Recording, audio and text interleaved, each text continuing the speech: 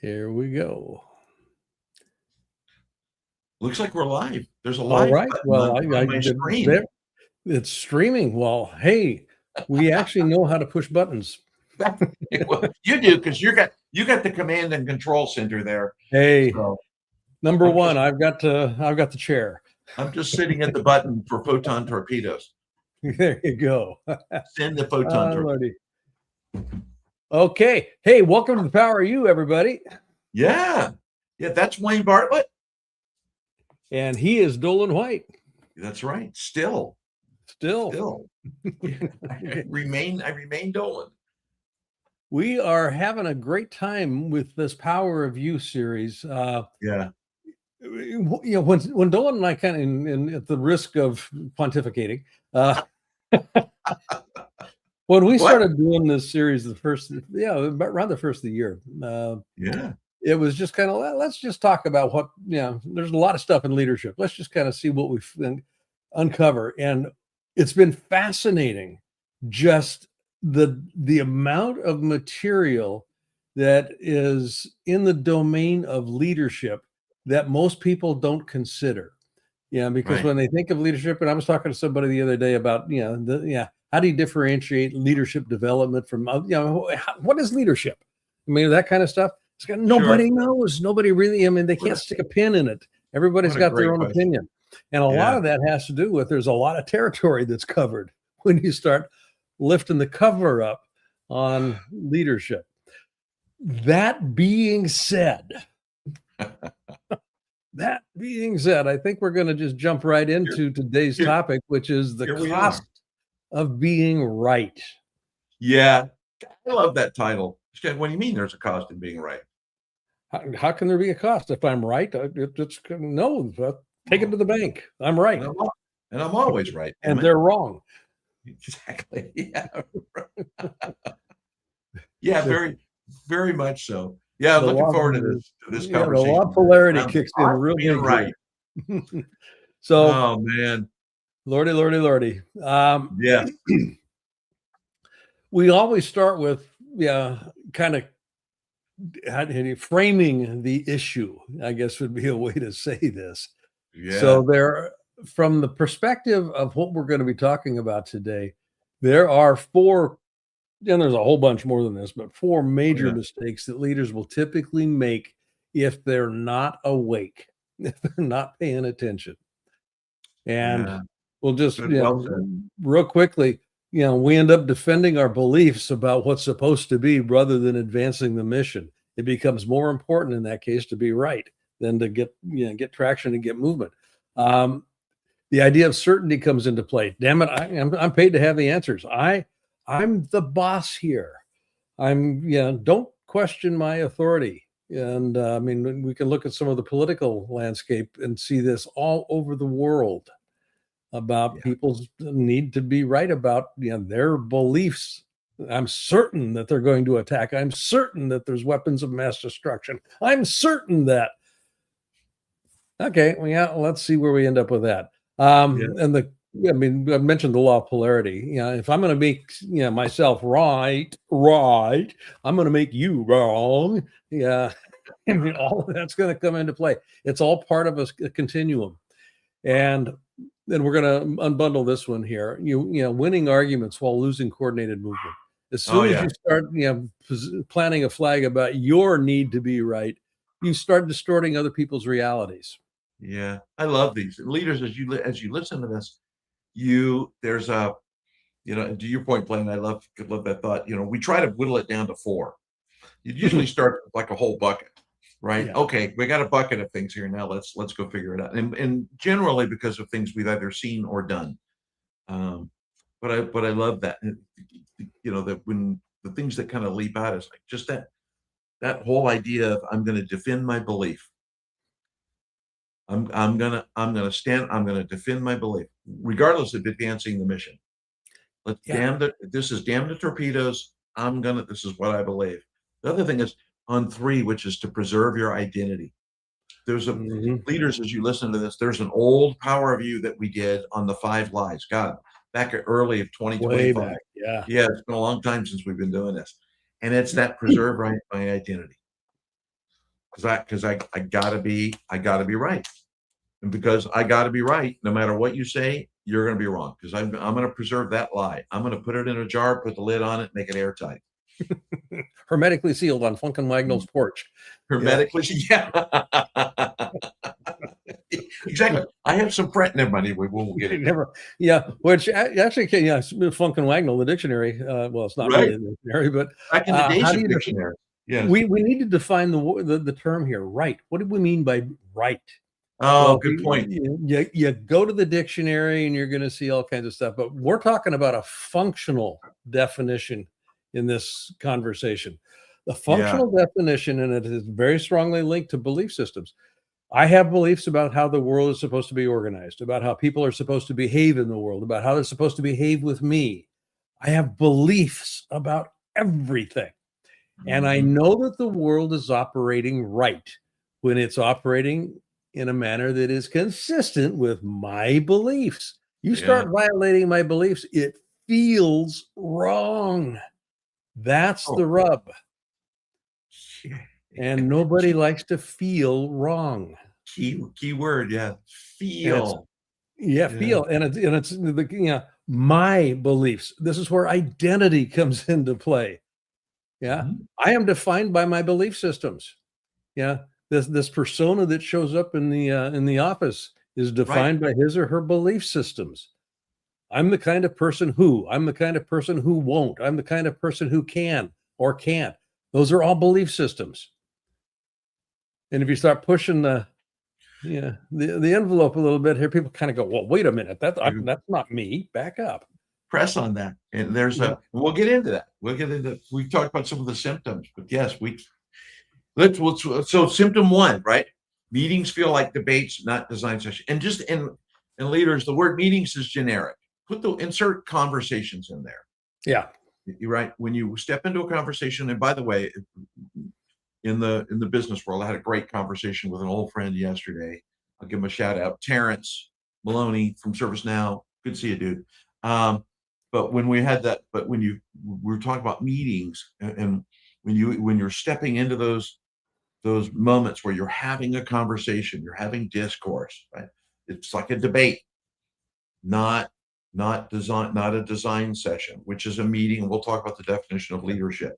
That'll get more into design, but that need to be right instills defense, which becomes a debate.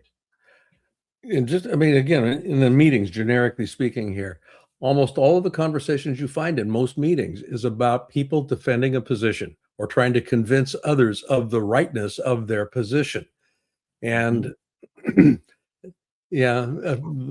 flip side of that is if I'm doing that, I'm making somebody wrong. I can't not be making you wrong if I'm defending my position and trying to convince you of the rightness of it. And as soon as you feel wrong, you start getting defensive. You stop listening, and all of a sudden, we're not moving forward. Decisions will stall because people are protecting their positions. Yes. I love that, because then it becomes, as you were talking about that, I had to smile because I remember many meetings like that where it's not about the decision. It's about, what am I willing to give up? Yep. It's not a positive arc. It's a negative arc. It's not about what I'm going to go do, which then becomes silence replaces dissent. Compliance replaces commitment. So it's what am I going to, now let's talk about, what am I giving up? Yeah. It's kind of like, well, I have to, I will. I'm willing to I'll give some things up. Yeah. That helps the decision. And look how excited I am about going forward here. Yay. Yeah. I'm ready to go. So, and that emotional energy shows up, and it really shows up in how you're executing. Yeah. Right. When you've got flagging energy because people feel as if they lost something. And oftentimes they got a sense that they lost something that was part of who they are. I'm not going to play. I'll show up. I'll go through the motions, but you're not going to see me playing all out for sure. Yeah. And just here's a teaser, leaders. The first leader that can send a comment in on today's Power of You and tell us where those tiles came from at the top that spells symptoms, I'm going to send you a virtual $1. There you go. There you go. There's your teaser for today. You tell me what those tiles mean, and I'll send you a virtual dollar. All right. There you go. Quote. Oh, I changed it up on you. I like this quote. Yeah. Hey, I like the guy that actually. Most people would rather be right than get what they want. Now, Doland and I run a mastermind program, and it runs year-long, deep dive into all things leadership. And this last week's session was organized around this quote: "People would rather be right than get what they say they want."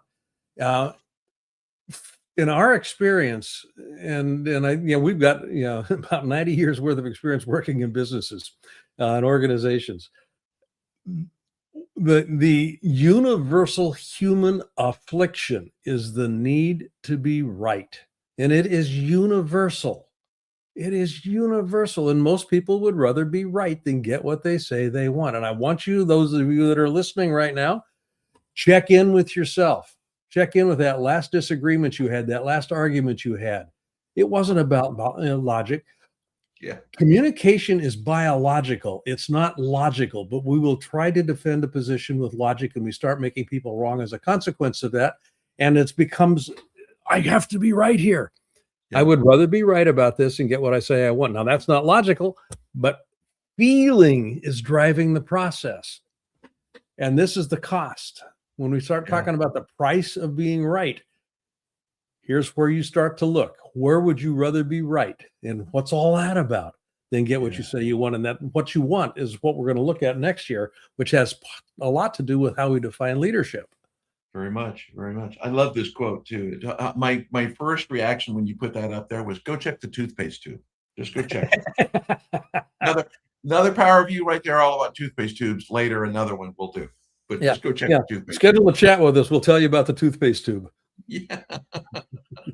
It's worth 20 minutes right there. It is, truly. Now, here's how we define leadership. It's an activity. Obviously, it's an activity. Leaders cause movement. But it's not a command and control activity in the way that we actually work with it. It's an activity of influence. This is where leadership presence shows its head.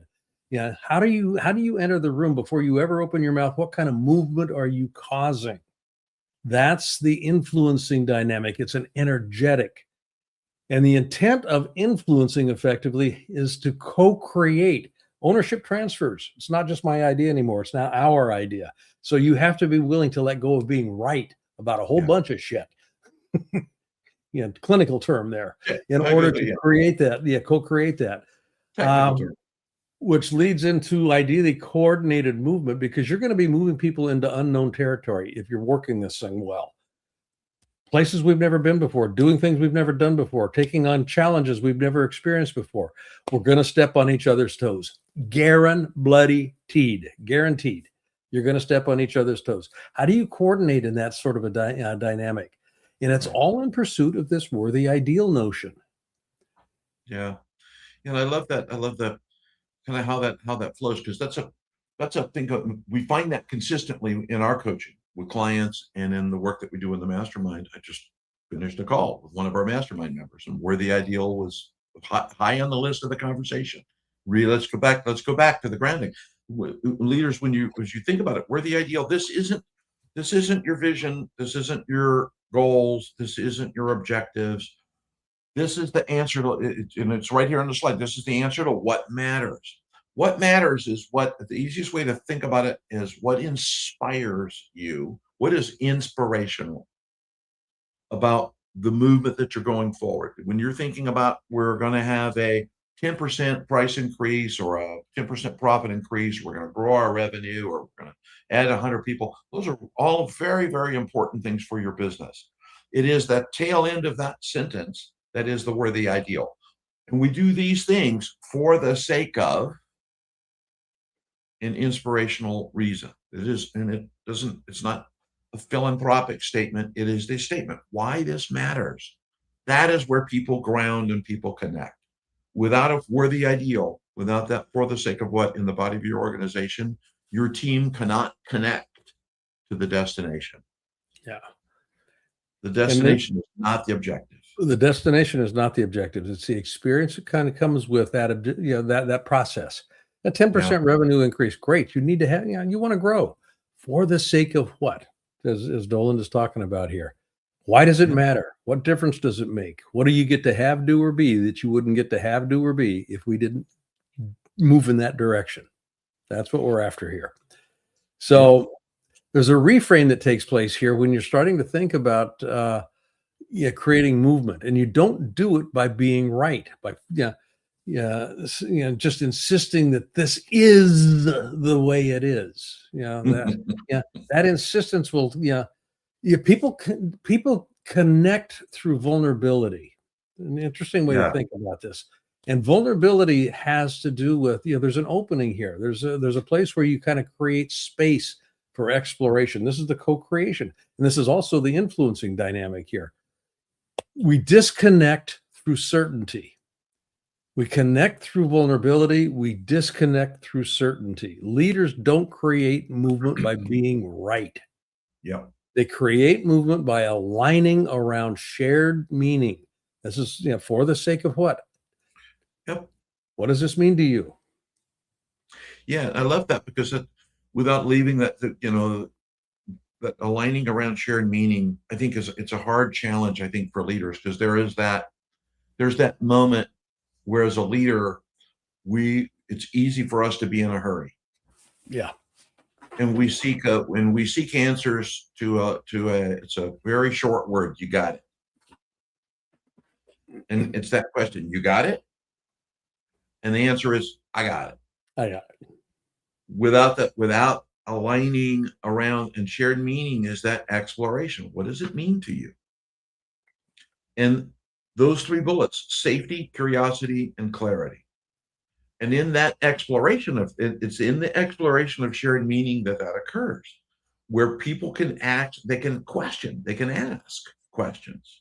And you're likely to hear yeah buts and what ifs and those but that's within proper context, not to revisit our mastermind, in proper context, that's that opportunity for them to share and ask those questions without feeling diminished or feeling as if a punitive action will take place. If I ask something, I'm going to get punished for asking a question. Somebody's going to say, well, you should have known that.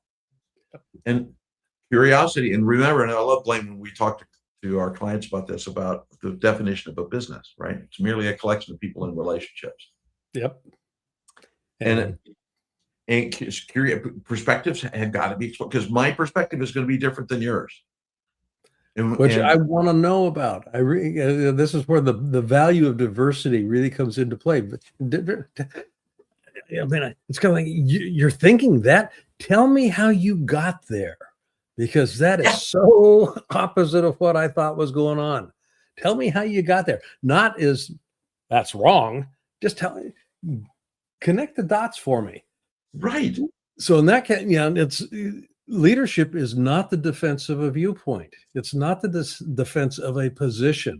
It's in service of a common cause for the sake of what? Yeah. Why is this important? What's that worthy ideal that we're tracking towards? Right. So for mindset, go ahead. Go ahead. Go. Leaders, this is well rehearsed. Don't try this at home because we're pros. But for mindset, I love the bullets, the context, and I'll go through a couple of them quickly and hand off. But you value coordinated movement over personal clarity. It is about personal certainty. Sorry, clarity. I'm reading faster than I can talk, or speaking faster than I can read. I'm not sure which it is. So one more cup of coffee would solve that. But you value that coordinated movement, and the coordinated movement is let's make the plan before we're clear on the plan, before we're clear on shared meaning. So how are we going to go do this? Yeah. Before everybody is clear. And what's important about that is when you start moving into unknown territory, the immediate question, if it's spoken, that's great, but oftentimes it's unspoken, is how are we going to do that? That how question comes into people's minds real quickly because they want certainty. Yeah, right. The human mind does not deal with ambiguity particularly well. Right. Tell me the road isn't going to end. Yep. We don't fall off a cliff. Please tell me that. Yeah, please, please, please. Yeah.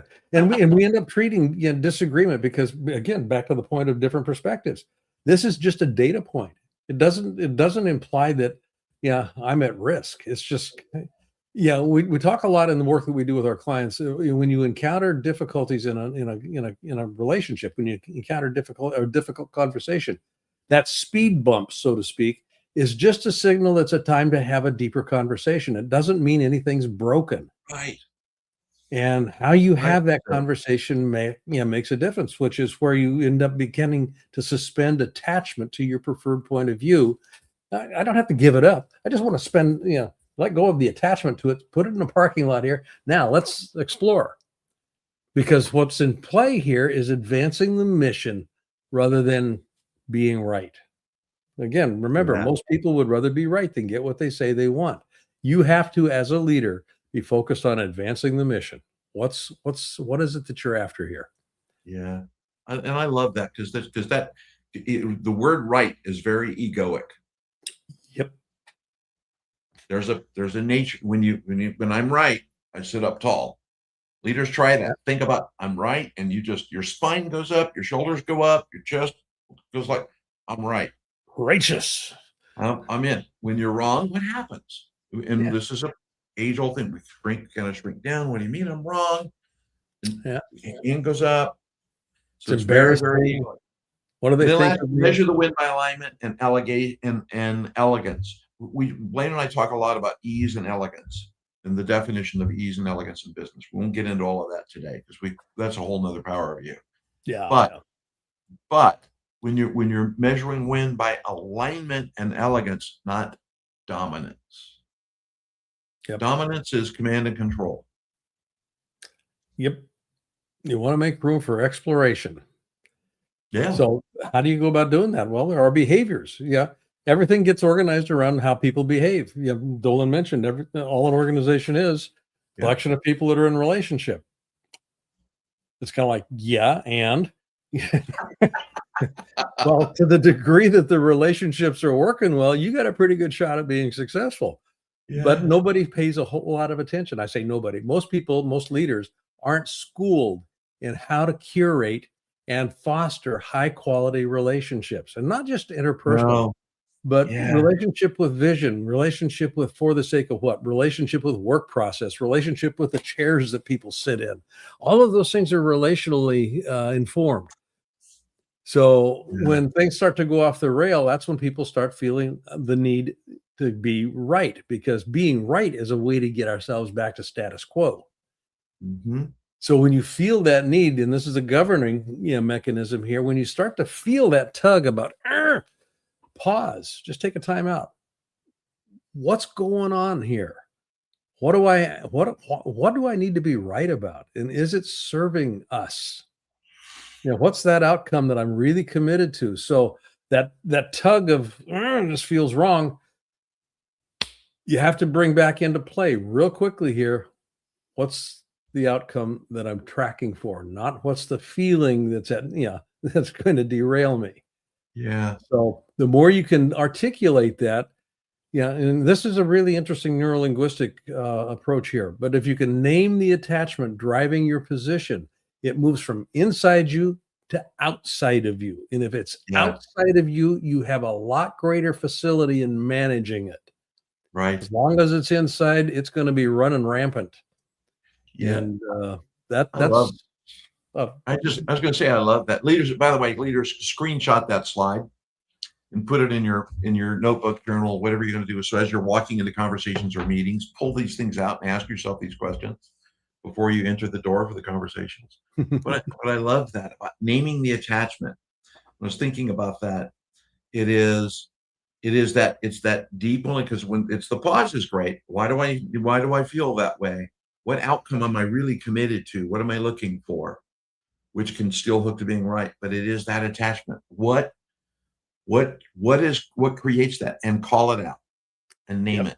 Because if you name it and call it out, you can understand it, which means you can modify your behavior. Yep. Which creates a new behavior. Yeah. Much, much more powerful. And then invite opposing perspectives. I always used to and you've heard me say this before, Blaine, I always used to tell my team, look, if I go into a meeting with 3 people and all those 3 people agree with me all the time, I'm getting 3 other people. Yep.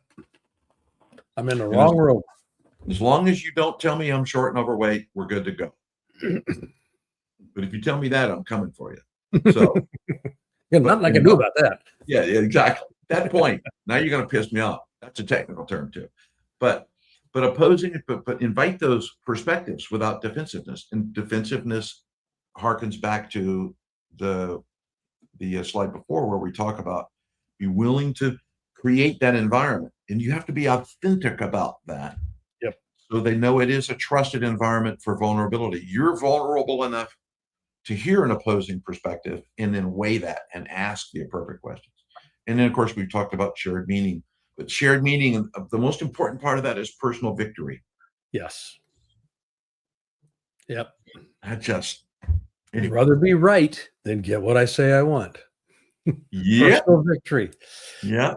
I won another one. My golly, I just proved how unintelligent my team was. Notice I didn't say stupid. I just said unintelligent. Unintelligent. Here we go. Unaware. I was asleep at the I was very kind at that point. Thank you. So why this matters, Doctor? Coordinated movement accelerates execution. I can't think of an easier way to say that, and that's why we said it the way that we said it here. Coordinated movement accelerates execution. This kind of goes to the whole notion of elegance. Yeah. Elegance, the way that we work with leaders, and elegance is one of the litmus tests that we will use to see how effective a leader's activities actually are. And it has to do with minimal unintended consequences. A lot of leaders that we work with are like bulls in a china shop. Yeah. Oh my. They get a lot of movement, but then they spend a lot of time, money, and resources cleaning up after themselves. And that's crazy. Put in front of you what it is that you want to have happen here. We want to be able to coordinate effectively. We want to be able to have a for the sake of what that matters, so that we have an organizing principle that allows people to let go of the attachment to their points of view and explore alternatives that'll get us there faster. Coordinated movement accelerates execution, and shared meaning is the way that you begin to reduce political friction. You're going to have friction. You're going to have friction. You can't not have friction, conflict in the system. But if it's political friction, that's a non-starter, because that's all about power. Yep. Political friction is about my silo, my territory, my resources. Fairness comes into that conversation. All of these are non-starters when you start taking a look at how you're going to move the organization forward. Yeah. Being right has an incredibly high cost. And those are some of the ways that begins to show up. Yeah. So important. I'm sorry, I had to chuckle. Leaders. No, that's great. I'm chuckling while Blaine was talking. It's not that what he said was funny. It just, when we talk about political friction, we had a lead guitarist in our band for many years, and his favorite line was, "Don't touch my shit." Yeah. Don't touch my shit.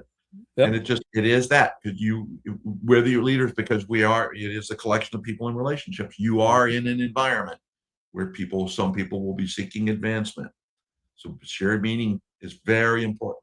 Just quickly, psychological safety increases discretionary effort. It is that ability. And we hear a lot about psychological safety in this case. It is that, we talked a little bit about it in the prior slide, which is that willingness to allow for the vulnerability of someone to say what is on their mind. Psychological safety is that willingness, which hooks into that next bullet, which alignment. Psychological safety, a derived benefit of that, one of 3, is alignment. And that alignment multiplies your velocity. Mm-hmm. You don't have people, it's funny, try a tug of war. And in the tug of war, have one person on the end of your rope pushing against the rope, not pulling on the rope. Mm-hmm. Try that tug of war and inherit the experience of velocity, and notice the change. It's a fun team exercise, by the way, especially if you put fire in the middle. Oh, I'm sorry. Fire. Yeah. Yeah. Or sharks. Sharks. Sharks will So, work too. Yeah. yeah. So, and Well, ultimately, what we end up with, particularly if you're a solopreneur, entrepreneur trying to build your organization, try to grow your organization, what you have in the back of your mind is, how do I scale this puppy? How do I actually, yep. growth is, if you're not growing, you're dying. Just kind of plant that and put a pin in it. So, how do you scale effectively? Well, one of the ways from a psychological perspective is when the egos start to shrink and the purpose expands. Now you've got something that is dynamically in play here that people get inspired by, not just motivated by. And it's that inspirational dynamic that we want to be able to leverage. Yeah. Yeah. That's what you just said is so important. Not that you don't say important things frequently, but what you said is so important. But it's very important, leaders. And I'll go back to what Blaine just said. When you listen to this, rewind like 30 seconds and listen to that again. It is when ego shrinks, inspiration takes place. Doesn't mean that ego does not exist, Right. but it shifts from ego to inspiration. And that shift from inspiration, purpose expands. It's for the sake of what? That's a really, I love that point you made, Blaine. That's just it's a very elegant way to say that, even though it's, 10:30 in the morning. We did pretty good. Well, that's where the soul, starts to speak. When we start quieting the ego, the soul now has room to give voice to what's important, what matters. Right. And that's what we want to be able, and that's where purpose is the expression of soul.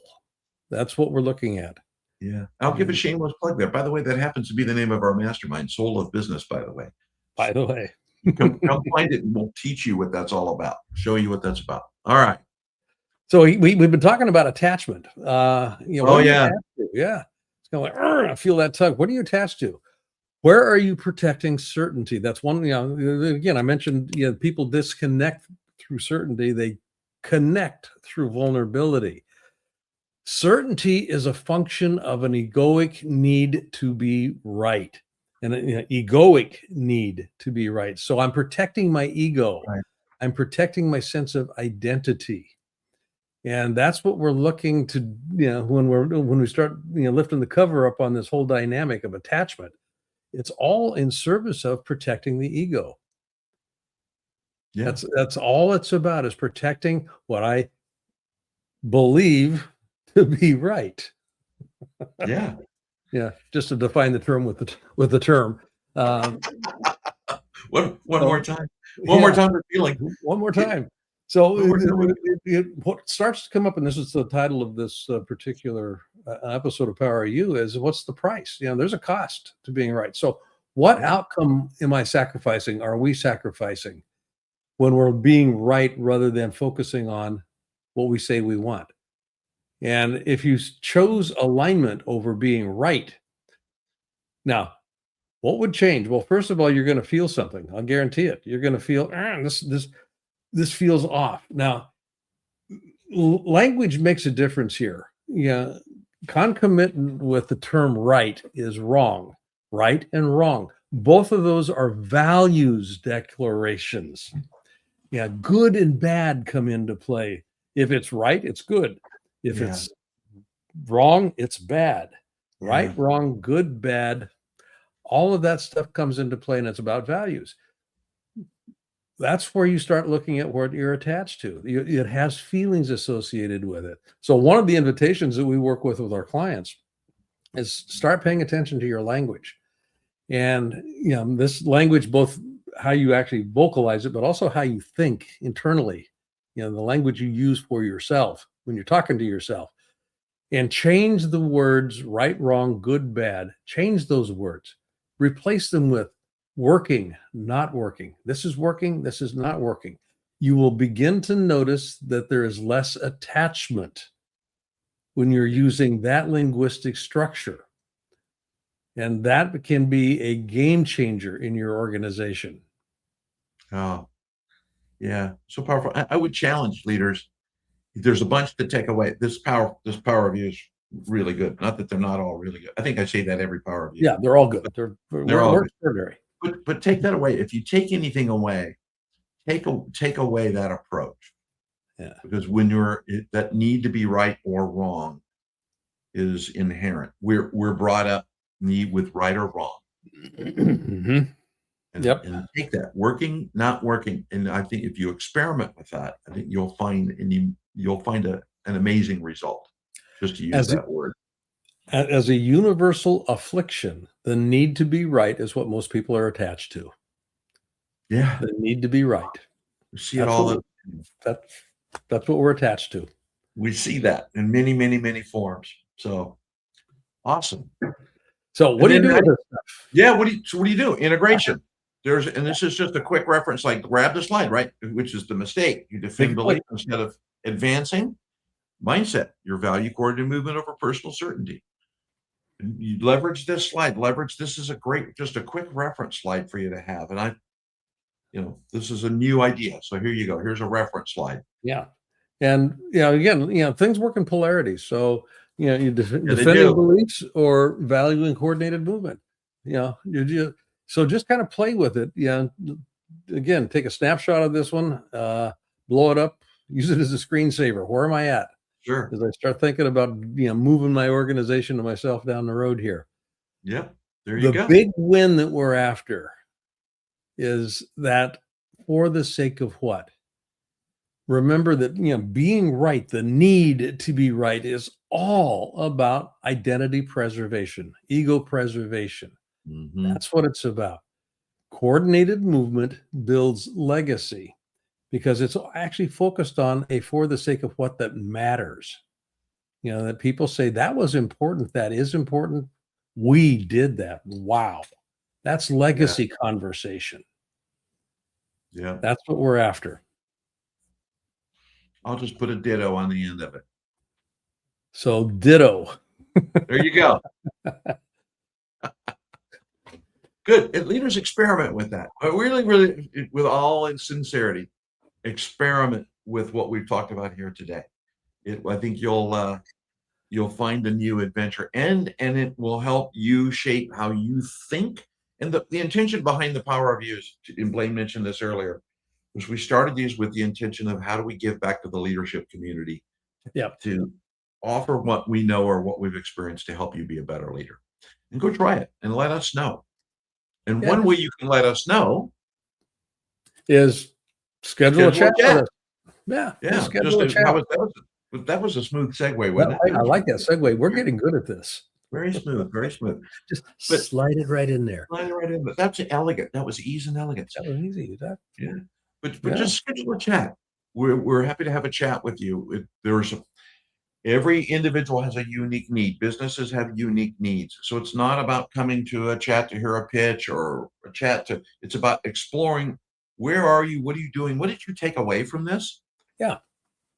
And what areas, if it's in alignment, we're happy to help you. And that is a whole separate line of conversation, because the word help means many things for a lot of different things. Yeah. So that was also very elegant. Many things for different things. So that was a nebulous statement. So leaders, invite you. Take this you're on, check on the link, have a conversation with us. We would love to have the conversation from you, and for us also to learn from you what you applied, what it meant, and what change you saw take place. Yeah. So as a leader, you can't afford to be right. No, that is not the game. Okay. You might think it is. That is not the game.